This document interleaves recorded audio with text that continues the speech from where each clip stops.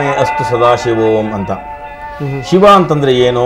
ಮೇ ನನಗೆ, ಅಸ್ತು ಆಗಲಿ, ನನಗೆ ಶಿವನಾಗಲಿ ಅಂತಂದರೆ ಏನಪ್ಪ ಅರ್ಥ ಅಂದರೆ ಭದ್ರಂ ಶುಭಂ ಶಿವಂ ಶೋಭನಂ ಕಲ್ಯಾಣಂ ಮಂಗಳಂ ಅನ್ನತಕ್ಕಂಥದ್ದೆಲ್ಲವೂ ಸಿನೋನೇಮ್ಸ್ ಅಂತ ಹೇಳ್ತೇವೆ. ಅಂದರೆ ಪರ್ಯಾಯ ಪದಗಳು. ಭದ್ರವಾಗಲಿ, ಮಂಗಳವಾಗಲಿ, ಶಂ ಅಂತ ಹೇಳಿ. ಅಂತಹ ಮಂಗಳವು ನನಗುಂಟಾಗಲಿ ಅಂತ ಹೇಳಿ ಕೇಳಬೇಕಾಗಿರತಕ್ಕಂಥದ್ದು ಯಾರನ್ನ ಅಂತಂದರೆ ಶಿವನನ್ನೇ ಕೇಳಬೇಕಾಗಿದೆ. ಅದಕ್ಕಾಗಿ ಅವನನ್ನು ನಾವು ಶಿವ ಅಂತ ಕರೀತೇವೆ. ಮತ್ತು ವಿಶೇಷ ಅಂದರೆ ಈಶಾನ ಸರ್ವವಿದ್ಯಾನಾಂ. ನಾವೆಲ್ಲ ಏನು ತಿಳ್ಕೊಂಡಿದ್ದೇವೆ, ನಮ್ಗೆ ಒಳ್ಳೆ ವಿದ್ಯೆ ಬರಬೇಕು ಅಥವಾ ನಮ್ಗೆ ಒಳ್ಳೆ ಜ್ಞಾನ ಬರಬೇಕು ಅಂತಂದರೆ ನಾವು ಸರಸ್ವತಿಯನ್ನು ಆರಾಧನೆ ಮಾಡಬೇಕು ಅಂತ ಹೇಳ್ತೇವೆ. ಹೌದು, ಜೊತೆಯಲ್ಲಿ ವೈಷ್ಣವರು ಹಯಗ್ರೀವನನ್ನು ಆರಾಧನೆ ಮಾಡಬೇಕು, ವಿದ್ಯಾಧಿಪತಿ ಹಯಗ್ರೀವ ಅವನನ್ನು ಆರಾಧನೆ ಮಾಡಬೇಕು ಅಂತ ಹೇಳ್ತಾರೆ. ಇಷ್ಟೆಲ್ಲವೂ ಸಹ ಆದರೂ ಸಹ ಅಷ್ಟೆಲ್ಲರನ್ನೂ ತನ್ನ ಗರ್ಭದಲ್ಲೇ ಅಡಗಿಸಿಕೊಂಡಿರ್ತಕ್ಕಂಥ ಯಾವ ಪರಮೇಶ್ವರ ಇದ್ದಾನೆ ಅವನು ಈಶಾನ ಸರ್ವವಿದ್ಯಾನಾಮೀಶ್ವರ ಸರ್ವಭೂತಾನಾಂ ಬ್ರಹ್ಮಾಧಿಪತಿರ್ಬ್ರಹ್ಮಣೋಧಿಪತಿರ್ಬ್ರಹ್ಮ ಶಿವೋ ಮೇ ಅಸ್ತು ಸದಾ ಶಿವೋಂ ಅಂತ ಹೇಳ್ತಕ್ಕಂಥದ್ದು. ಆ ಈಶ್ವರ ಅನುಗ್ರಹ ಇದ್ದರೆ ಮಾತ್ರ ನಮಗೆ ಅಲ್ಲಿ ವಿದ್ಯೆ ಬರುತ್ತಂತೆ. ಹೌದೌದು, ಅದಕ್ಕೆ ವಿದ್ಯಾಧಿಪತಿಯೇ ಕೈಲಾಸವಾಸಾಯ ವೃಷಭವಾಹಾಯ ಪಾರ್ವತೀ ಸಹಿತಾಯ ಸಾಂಗಾಯ ಸಾಯುಧಾಯ ಸಶಕ್ತಯೇ ಪರಿವಾರಾಯ ಸರ್ವಾಲಂಕಾರ ಭೂಷಿತಾಯ ಉಮಾಮಹೇಶ್ವರ ಪಾರ್ಷದಾಯ ನಮಃ ಅಂತ ಹೇಳಿ ಮಹಾನ್ಯಾಸವನ್ನು ಮಾಡುವಾಗ ಭಗವಂತನನ್ನು ನಾವು ಕೇಳ್ಕೋತೇವೆ. ಅಲ್ಲ, ಬಹುಶಃ ಈ ಹಿನ್ನೆಲೆಯಿಂದಲೇ ಇರಬೇಕು. ನಾವು ಶೃಂಗೇರಿನಲ್ಲಿ ತಾಯಿ ಶಾರದಾಂಬೆ ಮತ್ತೆ ಈಶ್ವರ ಅಕ್ಕಪಕ್ಕದಲ್ಲಿರುವಂಥದ್ದು. ಹೌದು ಹೌದು, ಚಂದ್ರಮೌಳೇಶ್ವರನ ಪಕ್ಕದಲ್ಲೇ ತಾಯಿ ಶಾರದಾಂಬೆ ಇರುವಂಥದ್ದು. ನಮ್ಮ ಶೃಂಗೇರಿ ಎಂಥ ಉತ್ತಮೋತ್ತಮವಾದಂತಹ ಸಂಗಮ ಅಂತ ಹೇಳಿ ಯೋಚನೆ ಮಾಡಿ. ಅತ್ಯಂತ ರುಚಿಕರವಾಗಿರತಕ್ಕಂತಹ ನೀರು ಸಿಕ್ಕೋದು ತುಂಗಾ ನದಿಯಲ್ಲಿ. ಹೌದಾ? ಅದೇ ಗಂಗಾ ಸ್ನಾನ ಅಂತ ಹೇಳಿ. ಮತ್ತೆ ವಿದ್ಯಾಧಿಪತಿಯಾಗಿರ್ತಕ್ಕಂತಹ ಈಶ್ವರ ವಿದ್ಯಾಶಂಕರನಾಗಿ ನಮ್ಮ ಗುರುಗಳು ಹೇಳಿದಂಗೆ 12 ರಾಶಿಗಳಲ್ಲಿ ಪ್ರವೇಶ ಮಾಡಿದಾಗ 12 ಕಂಬಗಳ ಮೇಲೆ ಬೀಳ್ತಕ್ಕಂತಹ ವಿದ್ಯಾಶಂಕರ ದೇವಸ್ಥಾನ. ವಿದ್ಯಾಧಿಪತಿಯಾಗಿರ್ತಕ್ಕಂತಹ ಶಾರದೆ, ಅದ್ವಿತೀಯ ಪರಾಕ್ರಮಗಳಾಗಿರತಕ್ಕಂಥ ಶಂಕರಾಚಾರ್ಯರು ಅವರ ಪರಂಪರೆಯಿಂದ ಬಂದಿರತಕ್ಕಂಥ ಈಗಿನ ಭಾರತೀಯ ತೀರ್ಥ ಮಹಾಸ್ವಾಮಿಗಳು ಏನಿದ್ದಾರೆ ಅವರು ಪುರುಷ ಸರಸ್ವತಿಯವರು. ಅವರಿಗೆ ಗೊತ್ತಿರದೇ ಇರತಕ್ಕಂಥ ವಿದ್ಯೆಯೇ ಇಲ್ಲ. ಅವರು ನಿಜವಾಗಿ ಅಂತಹ ಆ 3 ಜಾಗ ನಾವು ನಿಜವಾಗಿ ಪ್ರತಿದಿನ ಸ್ನಾನ ಮಾಡಬೇಕಾದ್ರೆ ನನ್ನ ಮನೆ ದೇವರನ್ನ ನಾನು ನೆನೆಸ್ಕೊಳ್ಳೋದ್ರ ಜೊತೆಗೆ ಶಾರದಾ ಚಂದ್ರಮೌಳೇಶ್ವರ ಭಾರತೀ ತೀರ್ಥ ಮಹಾಸ್ವಾಮಿನಃ ದಿವ್ಯ ಸನ್ನಿಧವು ತುಂಗಾ ಸ್ನಾನ ಮಹಂಕರಿಸಿ ಅಂತ ಹೇಳಿ ನಾನು ಹೇಳೋದಷ್ಟೇ ಅಲ್ಲ, ನನ್ನ ಮಕ್ಕಳಿಗೆ ಹೇಳ್ತಾ ಇದ್ದೇನೆ. ಯಾಕೆ ಅಂತಂದ್ರೆ ಆ 3 ದೇವತೆಗಳ ಅನುಗ್ರಹವಿದ್ದರೆ ಹರ ಕೊಲ್ಲಲ್ ಪರಕಾಯಿ ವನೇ ಹರ ಹರ ಶ್ರೀಚನ್ನ ಸೋಮೇಶ್ವರ. ಹರನೇ ಕೊಲ್ಲಬೇಕು ಅಂತಂದ್ರೆ ಇನ್ಯಾರೂ ಕಾಪಾಡ್ಲಿಕ್ಕೆ ಸಾಧ್ಯವಿಲ್ಲ. ಹರ ಕಾಪಾಡ್ತೇನೆ ಅಂತ ನಿಂತ್ಕೊಂಡ್ರೆ ಇನ್ಯಾರು ಕೊಲ್ಲಿಕ್ಕೆ ಸಾಧ್ಯವಿಲ್ಲ. ಅಂತಹ ಉತ್ತಮವಾದಂತಹ ಕ್ಷೇತ್ರ. ಅದಕ್ಕಾಗಿ ಈಶ್ವರನ ನಾವು ಇದನ್ನ ಆರಾಧನೆ ಮಾಡ್ತಕ್ಕಂಥ ಅವರ ವರ್ಧಂತಿ ಕಳೆದ ಹುಟ್ಟುಹಬ್ಬ ಆಚರಿಸಿದಾಗ ಚಂಡಿ ಹೋಮ ಎಲ್ಲ ಮಾಡಿ ಮಳೆ ಎಲ್ಲ ಬಂತು ರಾತ್ರಿ. ಆ ಮಳೆ ನೋಡಿದ್ರೆ ಬೆಳಗ್ಗೆ ಏನೂ ನಡೆಯಲ್ವೇನೋ ಅನ್ನೋಗಿತ್ತು. ಆದರೆ ತಿರ್ಗಾ ಬೆಳಗ್ಗೆ 8 ಗಂಟೆಗೆ ಎಲ್ಲರೂ ಸಿದ್ಧವಾಗೋಷ್ಟೊತ್ತಿಗೆ ಎಲ್ಲ ಸರಿ ಹೋಯ್ತು. ಎಲ್ಲ ನೆಲ ಕೂತ್ಕೊಳ್ಳೋಷ್ಟು ಅನುಕೂಲವಾಗಿ ಹೋಯ್ತು. ಅವರು ಎಲ್ಲ ಆದಮೇಲೆ ಒಂದು ಮಾತು ಹೇಳಿದ್ರು. ಅವರಿಗೆ ದೀಕ್ಷೆ ಕೊಟ್ಟಾಗ ಅವರ ಗುರುಗಳು ವಿದ್ಯಾಭಿನವ ತೀರ್ಥರು ನಿಮ್ಮ ಕಾಲದಲ್ಲಿ ಮಠ ತುಂಬ ಚೆನ್ನಾಗಾಗತ್ತೆ ಅಂತ ಹೇಳಿದ್ರಂತೆ. ಇವರು ಯೋಚನೆ ಮಾಡಿದ್ರಂತೆ, ಅದನ್ನು ಹೇಗೆ ತಿರ್ಗಿ ಗುರುಗಳು ಪ್ರಶ್ನೆ ಮಾಡೋದು? ಪ್ರಶ್ನೆ ಮಾಡೋಕ್ಕಾಗಲ್ಲ. ಅವ್ರು ಹೇಳಿದ್ದದು ಇವರು ಅವರ ಕರಕಮಲ ಸಂಜಾತ ಆದ್ದರಿಂದ ಅದು ಹೇಗೆ ಅಂತ ಪ್ರಶ್ನೆ ಬರೋಂಗೇ ಇಲ್ಲ. ನಾನೇ ನೀನಯ್ಯ ಅದರಿಂದ ಅದಾಗತ್ತೆ ಅಂತ ಹೇಳಿಬಿಟ್ರು. ಸರಿ, ಮಾರನೇ ದಿವಸ ಏನೋ ಮಾತು ಬಂದಾಗ ಆವಾಗ ಹೇಳಿದ್ರಂತೆ, ನಾನು ಹೇಳಿದ್ದೀನಿ ಜ್ಞಾಪಕ ಇರಲಿ, ಖಂಡಿತ ನಿಮ್ಮ ಕಾಲದಲ್ಲಿ ಮಠ ತುಂಬ ಚೆನ್ನಾಗಾಗತ್ತೆ ಅಂತ ಹೇಳಿದ್ರಂತೆ. ಬಹುಶಃ ಅದು ನಿಜವಾಗಿದೆ ಅಂತ ಅಲ್ಲ, ಅವ್ರು ಏನು ಮಾಡಿದ್ರು, ಆ ಚಂದ್ರಮೌಳೇಶ್ವರ ಮುಂದೆ, ಅಮ್ಮನವ್ರ ಮುಂದೆ, ಆಮೇಲೆ ಅಲ್ಲಿ ಸಮಾಧಿ ಇದೆಯಲ್ಲ ನಮ್ಮ ಅವರ ಹಿರಿಯ ಗುರುಗಳು, ಅಲ್ಲೆಲ್ಲ ನಿಂತ್ಕೊಂಡು ಒಂದು ಕೇಳಿದ್ರಂತೆ. ಅಲ್ಲಿ ನನಗೆ ದೇವತಾರ್ಚನೆ ಮಾಡು, ಅನುಷ್ಠಾನ ಮಾಡು, ಓದು, ಬರೀ, ಅಭ್ಯಾಸ ಬಿಟ್ಟರೆ ಇನ್ನೇನು ಗೊತ್ತಿಲ್ಲ. ನನ್ನ ಕಾಲದಲ್ಲಿ ಯಾವ ರೀತಿಯಲ್ಲಿ ಇದು ಮಠ ಮುಂದುವರಿಯುತ್ತೆ ಅಂತ ಕೇಳಿದ್ರಂತೆ. ಅದಾದ ಕೆಲವು ದಿವಸಕ್ಕೆ ಅವರಿಗೆ ಧಿಯೋಜೋನ ಪ್ರಚೋದಯ ನೋಡಿ, ಬುದ್ಧಿ ಅನ್ನೋದು ಕೆಲಸ ಮಾಡಿ ಅವರ ಪ್ರಯರ್ ತಲುಪಿದೆ ತಾಯಿಗೆ. ನಿನಗೊಬ್ಬ ಗೌರಿಶಂಕರನ್ ಕೊಡ್ತೀನಿ ನಾವು ನೋಡ್ತಾ ಇದ್ದೀವಿ ನೇರ ದೃಶ್ಯಾವಳಿಗಳನ್ನ. ಯಾವ ರೀತಿ ಗಂಗಾಧರೇಶ್ವರ ಸ್ವಾಮಿ ದೇವಸ್ಥಾನದಲ್ಲಿ ಈಗಂತೂ ಶಿವನ ತಲೆಯ ಮೇಲೆ ಬಂದು ಕೂತಿದೆ ಆ ಸೂರ್ಯ ಕಿರಣಗಳು, ಅಲ್ಲ ಅವನನ್ನು ಸ್ಪರ್ಶಿಸುವಂಥದ್ದು. ಈ ಮುಖಾಂತರ ಬಹುಶಃ ಭಗವಂತನ ಅನುಮತಿಯನ್ನು ಪಡ್ಕೊಂಡೇ ಸೂರ್ಯ ಮುಂದಿನ ಹೆಜ್ಜೆಯನ್ನು ಇಡಲಿಕ್ಕೋ ಏನೋ. ಸೊ ಆ ರೀತಿ ಗೋಚರವಾಗ್ತಿರುವಂಥದ್ದು. ಅಲ್ಲಿನ ಪೂಜೆ ಪುನಸ್ಕಾರಗಳನ್ನು ಕೂಡ ನೋಡ್ತಾ ಇದ್ದೀವಿ. ನಾವು ಅದರ ನೇರ ಪ್ರಸಾರವನ್ನು ವೀಕ್ಷಿಸ್ತಾ ಇದ್ದೀವಿ. ಅದು ಗವಿಗಂಗಾಧರೇಶ್ವರ ಸ್ವಾಮಿ ದೇವರಿಂದ ನೇರ ಪ್ರಸಾರ.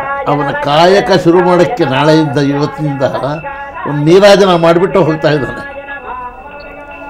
ಎಸ್,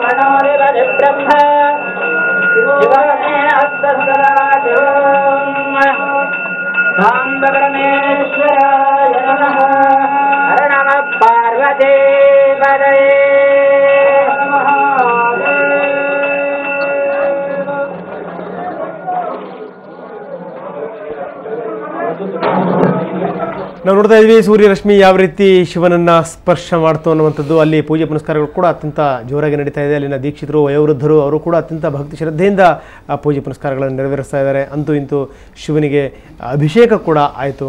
ಸೂರ್ಯರಶ್ಮಿ ಗವಿ ಗಂಗಾಧರನಿಗೆ ಸ್ಪರ್ಶ ಮಾಡ್ತು. ಬಹುಶಃ ನಾವು ಅದ್ರ ಬಗ್ಗೆನೇ ನಾವು ಮಾತಾಡ್ತಾ ಇದ್ವಿ. ಬನ್ನಿ ಮತ್ತೆ ನಾನು ಚರ್ಚೆ ಮಾಡ್ತಾ ಇದ್ದೀನಿ. ಅರುಣ್ಯ ತಾವು ಆಗಲೇ ಹೇಳ್ತಾ ಇದ್ದೀನಿ, ಮುಂದುವರಿಸಿ. ಇದೇ ಥರ ಸೂರ್ಯರಶ್ಮಿ ಬರುವಂಥ ಇನ್ನೊಂದು ದೇವಸ್ಥಾನ ಕರ್ನಾಟಕದಲ್ಲಿ ಹೇಳ್ಬೇಕಂದ್ರೆ ಯಾದಗಿರಿ ಅಥವಾ ಗುಲ್ಬರ್ಗ ಜಿಲ್ಲೆಯ ಸುರಪುರ ತಾಲೂಕಿನ ಕೃಷ್ಣಾ ನದಿ ದಂಡೆಯ ಮೇಲಿರುವ ಛಾಯಾಭಗವತಿ ದೇವಸ್ಥಾನದಲ್ಲಿ ಕೂಡ ಸಂಕ್ರಮಣ ದಿನ ಬೆಳಗಿನ ಜಾವ ಅಂದರೆ ಬೆಳಗಿನ ಜಾವ ಸೂರ್ಯನ ಕಿರಣಗಳು ಆ ದೇವಸ್ಥಾನದ ಪಾದಕ್ಕೆ ತಲುಪ್ತಾವಂತೇಳಿ ಪ್ರತೀತಿ ಇದೆ. ಮತ್ತು ಇವತ್ತು ಕೂಡ ನಾವು ನೋಡ್ಬೋದು ಅದು. ಛಾಯಾಭಗವತಿ ಅಂದರೆ ಈಗ ಸೂರ್ಯನಿಗೆ ಛಾಯಾ ಸಂಜ್ಞಾ ಇಬ್ಬರು ಹೆಂಡತಿ ಇರುತ್ತೆ. ಸರ್, ಹೌದು ಸರ್, ಆ ಛಾಯಾಭಗವತಿ ಸರ್. Okay okay. ಅಲ್ಲ ಇಲ್ಲಿ ಇದು ಯಾವ ರೀತಿ ಆಗಿರ್ಬೋದು ಅಥವಾ ಇತಿಹಾಸಕಾರರಾಗಿ ಏನು ಹೇಳ್ತೀರಿ? ನಾನು ಈ ಒಂದು ಬೆಂಗಳೂರಿನ ಇತಿಹಾಸದ ಬಗ್ಗೆ ನಾನು ಅಧ್ಯಯನ ಮಾಡಿದಂಥ ಸಂದರ್ಭದಲ್ಲಿ ಅನೇಕ ಬಾರಿ ಈ ದೇವಸ್ಥಾನಕ್ಕೆ ವಿಸಿಟ್ ಮಾಡಿದ್ದೀನಿ ಸರ್, ಸಾಕಷ್ಟು ಇದೆ. ಇದು ಒಂದು ನೈಸರ್ಗಿಕವಾದಂಥ ಗುಹೆ. ಮೊದಲು ನಾವು ಅರ್ಥ ಮಾಡ್ಕೊಂಡು, ಎರಡನೇದು ಏನಂದರೆ ಈ ಗುಹೆಯಲ್ಲಿ ಇರುವಂಥ ಒಂದು ಮುಂಭಾಗದಲ್ಲಿ ಮಂಟಪ ಕಟ್ಕೊಂಡಿದ್ದಾರೆ ನಂತರ ಕಾಲದಲ್ಲಿ. ಆನಂತರ ಒಂದು ಕಮಾನಿನ ಆಕಾರದ ಒಂದು ದೊಡ್ಡದೊಂದು ಆರ್ಚ್ ಇದೆ ಸರ್, ಅಂದರೆ ಒಂದು ಆರ್ಚ್ ಇದೆ. ಅದು ಆ ಆರ್ಚ್ ಅಂದರೆ ಆ ಕಮಾನಿನ ಮೂಲಕ ಆ ಕಿರಣಗಳು ಒಳ ಪ್ರವೇಶಿಸ್ತವೆ. ಆ ಕಾರಣಕ್ಕಾಗಿ ನಮಗೆ ಬಹುಶಃ ಮಧ್ಯಕಾಲೀನದಲ್ಲಿ ಒಂದು ಆ ಸೂರ್ಯನ ಈ ಒಂದು ಖಗೋಳಶಾಸ್ತ್ರದ ಒಂದು ವಿಸ್ಮಯವನ್ನು ಕಂಡು ಅದಕ್ಕೊಂದು ಆರ್ಚನ್ನು ಮಾಡಿ ಆ ಆರ್ಚಿನ ಮುಖಾಂತರ ಬರುವಂಥ ಕಿರಣಗಳಿಗೆ ಒಂದು ವೈಶಿಷ್ಟ್ಯವನ್ನು ಕೊಟ್ಟಿದ್ರು ಅಂತ ಅನಿಸುತ್ತೆ. ಇದು ಖಗೋಳಶಾಸ್ತ್ರದ ಬಗ್ಗೆ ಇತ್ತೀಚೆಗೆ ನೆಹರು ತಾರಾಂಗಣದ ವಿದ್ವಾಂಸರು ಒಂದು ಒಳ್ಳೆಯ ಅಧ್ಯಯನ ಕೂಡ ಮಾಡಿದ್ದಾರೆ. ಅವರ ಪ್ರಕಾರ ಏನು ಅಂದರೆ ಸಂಕ್ರಮಣದ ಜೊತೆಗೆ ನವೆಂಬರ್ 30 ಮತ್ತು ಡಿಸೆಂಬರ್ 1ನೇ ತಾರೀಕಿನವರೆಗೆ ಈ ಒಂದು ಸೂರ್ಯರಶ್ಮಿ ಕೂಡ ಇದ್ರ ಮೇಲೆ ಬೀಳುತ್ತೆ ಅಂತ ಹೇಳ್ತಾರೆ. ಹಾಗೆ ಅವರು ಕೂಡ ಪ್ರಾಯೋಗಿಕವಾಗಿ ಅದನ್ನು ಕೂಡ ವೈಜ್ಞಾನಿಕವಾಗಿ ಅಧ್ಯಯನ ಕೂಡ ಮಾಡಿದ್ದಾರೆ. ಅದ್ರ ಬಗ್ಗೆ ಯಾವಾಗಂತ ನವೆಂಬರ್ 30 ಮತ್ತು ಡಿಸೆಂಬರ್ 1ರವರೆಗೆ ಅಂದರೆ 2-3 ದಿನ ಇದೇ ಥರ ಸೂರ್ಯರಶ್ಮಿಗಳು ಈ ದೇವಸ್ಥಾನದ ಈ ಶಿವಲಿಂಗದ ಮೇಲೆ ಬೀಳ್ತಾವಂತೆ ಅನ್ನೋದನ್ನು ಅವರು ವೈಜ್ಞಾನಿಕವಾಗಿ ತೋರಿಸಿಕೊಟ್ಟಿದ್ದಾರೆ. ಇದು ಕೂಡ ವೈಜ್ಞಾನಿಕವಾದಂಥ ನಿಯತಕಾಲಿಕದ ಇದೇ ರೀತಿ ಇದೆ ಇವತ್ತೇನು ಕಾಣ್ತಿದ್ದೀವಲ್ಲ, ಇದೇ ರೀತಿಯಾಗಿ. ಯಾಕಂದರೆ ಇದು ಮತ್ತೆ ಪ್ರಾಕ್ಟೀಸ್, ಅದು ಮತ್ತೆ ಮರಳು ಕಳಿಸ್ಬೇಕಾಗತ್ತೆ ವೈಜ್ಞಾನಿಕವಾಗಿ. ಒಂದು ಉತ್ತರಾಯಣದಿಂದ ದಕ್ಷಿಣಕ್ಕೆ, ದಕ್ಷಿಣದಿಂದ ಉತ್ತರಾಯಣಕ್ಕೆ ಹೋಗುವಂಥ ಸಂದರ್ಭದಲ್ಲಿ ಎರಡೂ ಸಂದರ್ಭ ಈ ಒಂದು ಆ ಘಟನೆಗಳ ನೆರವೇರಬೇಕಾಗೋದ್ರಿಂದ ಇದು ಒಂದೇ ದಿನ ಆಗುವಂಥದ್ದಲ್ಲ. ಉತ್ತರಾಯಣದಿಂದ ದಕ್ಷಿಣಕ್ಕೆ, ದಕ್ಷಿಣದಿಂದ ಉತ್ತರಾಯಣಕ್ಕೆ ಹೋಗುವ ಸಂದರ್ಭದಲ್ಲಿ ವೈಜ್ಞಾನಿಕವಾಗಿ ಆಗುತ್ತೆ ಅನ್ನೋದನ್ನು ವಿಜ್ಞಾನಿಗಳು ತಿಳಿಸಿಕೊಟ್ಟಿದ್ದಾರೆ. ಹಾಗಿದ್ದರೆ ಹೀಗಾಗಿರಬಹುದು. ಇವಾಗ ನಾವು ಯಾವ ಗವಿ ಗಂಗಾಧರೇಶ್ವರ ಸ್ವಾಮಿ ದೇವಸ್ಥಾನವನ್ನು ನೋಡ್ತಾ ಇದ್ದೇವೆ, ಆ ದೇವಸ್ಥಾನದ ಬಲಭಾಗದಲ್ಲಿ ಅಂದರೆ ನಮಗೆ ಎಡಭಾಗದಲ್ಲಿ ಯಾವ ಕಿಟಕಿ ಇದೆ, ಆ ಕಿಟಕಿಯ ಮೂಲಕ ಆ ಸೂರ್ಯರಶ್ಮಿ ಎಲ್ಲ ಹಾದು ಹೋಗ್ತಾ ಇದೆ ಅಂತ ಯಾವಾಗ ಇವ್ರು ಹೇಳ್ತಾ ಇರತಕ್ಕಂಥ ಯಾವ ಸಂದರ್ಭ ಇದೆ, ಈ ನವೆಂಬರ್ ಅಂತ ಹೇಳಿ, ಅಂದರೆ ಅದು ಆಸುಪಾಸಿನಲ್ಲೂ ಇರತಕ್ಕಂಥ ಯಾವುದಾದ್ರೂ ಕಿಟಕಿ ಆಗಲಿ ಅಥವಾ ಯಾವ್ದಾದ್ರು ಒಂದು ರಂಧ್ರ ದೇವಸ್ಥಾನದ ಎಡಭಾಗದಲ್ಲಿ ಇರಬೇಕಾಗಿರುತ್ತೆ. ಅಲ್ಲಿಗೆ ಅದರ ಪಕ್ಕದಲ್ಲಿ ಇರುವಂತಹ ಎರಡು ಕಿಟಕಿ ಅದು ಆಗುತ್ತೆ. ಹೌದು, ಅದು ಹೀಗೆ. ಯಾಕೆಂದ್ರೆ ಆ ಪರಮೇಶ್ವರನೇ ಬಂದು ಅವನಿಗೆ ಆದಿತ್ಯಾತ್ಮಕ ರುದ್ರ ಅಂತ ಹೆಸರು.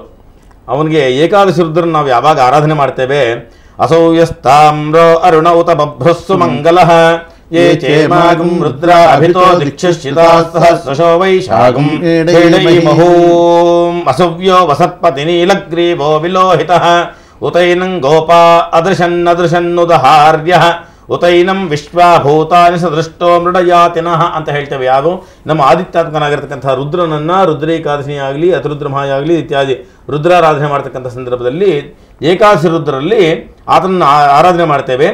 ಏಕಾದಶಿ ರುದ್ರರಾದರೆ ಆದಿತ್ಯರು ಬಂದು ದ್ವಾದಶ ಆದಿತ್ಯರು. ದ್ವಾದಶ ಆದಿತ್ಯ ರುದ್ರ ಪಶವಃ. ಅಲ್ಲಿ ರುದ್ರನಿಗೂ ಮತ್ತು ಆದಿತ್ಯನಿಗೂ ಅಭೇದವನ್ನು ಹೇಳ್ತಾ ಇದ್ದಾರೆ. ನಾ ಹೇಳ್ತೇನೆ ಅಭೇದ ಅಂತಂದ್ರೆ ಯಾವುದೇ ಭೇದವಿಲ್ಲ ಅಂತ ಹೇಳಿ. ಯಾಕೆ ಅಂತಂದ್ರೆ ಜಗತ್ ಪ್ರಕಾಶನಾಗಿರ್ತಕ್ಕಂಥ ಯಾವ ಸೂರ್ಯ ಇದ್ದಾನೆ ಅವನೇನಿದ್ದಾನೆ ಪೂರ್ಣವಾಗಿರತಕ್ಕಂಥ ಈಶ್ವರನ ಎಲ್ಲ ತೇಜಸ್ಸನ್ನು ತಾನು ತಕ್ಕೊಂಡು ನಮಗೆ ಭೂಮಿ ಕೊಡ್ತಾ ಇದ್ದಾನೆ. ಭಗವಂತನ ಕಣ್ಣಾದ್ರಿಂದ ಅವನೇ ಆದಿತ್ಯನಾದ್ರಿಂದ ಈಶ್ವರನ ಕಣ್ಣಾಗಿದ್ದಾನೆ ಅವನು. ಅದು ಬಲಗಣ್ಣಾದ್ರಿಂದ ಇವತ್ತು ಉತ್ತರಾಯಣದಲ್ಲಿ ನಮಗೆ ಕೊಡ್ತಾ ಇದ್ದಾನೆ. ಇನ್ನೊಂದು ವಿಸ್ಮಯ, ಈ ದೇವಸ್ಥಾನದ ವಿಸ್ಮಯ ವಿಜ್ಞಾನಿಗಳು ಕಂಡಂತೆ ಏನು ಮಾಡಿದರೆ, ಅಲ್ಲಿ ದೇವಸ್ಥಾನದ ಅಂಗಳದಲ್ಲಿ ಸೂರ್ಯಪಾನ ಮತ್ತು ಚಂದ್ರಪಾನ ಅಂತ ದೊಡ್ಡ ಫಲಕಗಳಿದ್ದಾವೆ. ಆ ಎರಡು ಫಲಕಗಳು ಮಧ್ಯಭಾಗದಲ್ಲಿ ಒಂದು ಧ್ವಜಸ್ತಂಭ ಇದೆ. ಆ ಧ್ವಜಸ್ತಂಭದ ಈ ಒಂದು ದಿನ ಸೂರ್ಯಕಿರಣದ ಬರುವಂಥ ದಿನದಲ್ಲಿ ನೀವು ಮಧ್ಯಾಹ್ನದ ಟೈಮಲ್ಲಿ ನೋಡಿದರೆ ಈ ಸೂರ್ಯಪಾನದ ಮತ್ತು ಚಂದ್ರಪಾನ ಎರಡೂ ಒಂದು ನೇರಕೈಗಳಿದ್ದಾವೆ. ಅದರ ಒಂದು ನೆರಳು ಸೂರ್ಯಪಾನದ ಮೇಲೆ ಬೀಳುತ್ತನ್ನೋದನ್ನು ಅವರು ವೈಜ್ಞಾನಿಕವಾಗಿ ಕಂಡುಹಿಡಿದಿದ್ದಾರೆ. ಇದು ಒಂದು ವಿಶೇಷವಾದಂಥ ಇನ್ನೊಂದು ವಿಶೇಷ. ಇದು ನಾವು ಸೂರ್ಯಕಿರಣದ ಬಗ್ಗೆ ನಾವು ಮಾತಾಡ್ತೀವಲ್ಲದೆ ದೇವಸ್ಥಾನ ಬೀಳೋದ್ರ ಜೊತೆಗೆ ಇಲ್ಲಿರುವಂಥ ಎರಡು ಫಲಕಗಳು ಹಾಕಿದಂಥ ಕೆಂಪೇಗೌಡರ ಕಾಲದಲ್ಲಿ ಹಾಕಿದಂಥ ಈ ಎರಡು ಫಲಕಗಳ ವಿಶೇಷತೆ ಏನಂದರೆ ಆ ಒಂದು ಕಾಲಾವಧಿಯಲ್ಲಿ ಅದರ ನೆರಳು ಇದರ ಮೇಲೆ ಬೀಳುವಂಥ ಒಂದು ಪರಿಕಲ್ಪನೆಯನ್ನು ಕೂಡ ಈ ದೇವಸ್ಥಾನ. ಮತ್ತಷ್ಟು ನಾನು ನಿಮ್ಮ ಜೊತೆಗೆ ಚರ್ಚೆ ಮಾಡ್ತೀನಿ, ಇನ್ನಷ್ಟು ಮಾತಾಡೋಣ. ಜೊತೆಗೆ ಶಬರಿಮಲೆಯಿಂದ ನೇರ ಪ್ರಸಾರವನ್ನು ಕೂಡ ವೀಕ್ಷಣೆ ಮಾಡೋಣ. ಅದಕ್ಕಿಂತ ಮೊದಲು ಒಂದು ಪುಟ್ಟ ವಿರಾಮ.